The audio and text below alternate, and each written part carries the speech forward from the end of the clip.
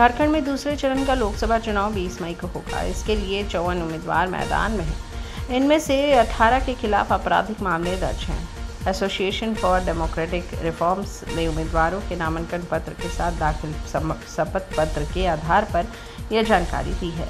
दूसरे चरण में झारखंड की चतरा, कोडरमा और हजारीबाग लोकसभा सीट पर मतदान होगा। भारतीय जनता पार्टी के 100% उम्मीदवारों ने अपने खिलाफ आपराधिक केस की जानकारी दी है। वहीं कांग्रेस और झारखंड पार्टी के 50% उम्मीदवारों ने बताया है कि उनके खिलाफ क्रिमिनल केस दर्ज है।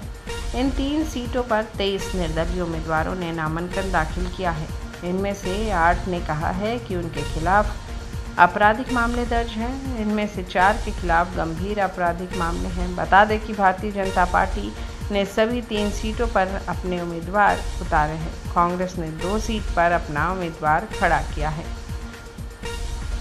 बहुजन समाज पार्टी, भारतीय कम्युनिस्ट पार्टी ने भी आपराधिक छवि के लोगों को अपना उम्मीदवार बनाया है। बसपा के 3 में से 1, सीपीआई के 2 में से 2, मूल निवासी समाजवादी पार्टी और भाकपा ने 1-1 उम्मीदवार दिए हैं। सभी के खिलाफ आपराधिक मामले दर्ज हैं। अन्य दलों ने 17 उम्मीदवार उतारे हैं। उनके खिलाफ कोई मुकदमा दर्ज नहीं है। उल्लेखनीय है कि झारखंड की 4 लोकसभा सीटों सिंहभूम, खूंटी, लोहरदगा और पलामू में पर मतदान संपन्न हो चुके हैं। अब 20 मई को चतरा, कोडरमा और हजारीबाग में वोटर अपने मताधिकार का इस्तेमाल करेंगे। इन 3 सीटों पर 54 उम्मीदवार मैदान में हैं। ऐसे अपराध जिसमें लगभग 5 साल या उससे ज़्यादा की सज़ा मिलती का प्रावधान हो को गंभीर अपराध की श्रेणी में रखा जाता है। गैर जमानती अपराध को भी चुनाव आयोग गंभीर अपराध मानता है।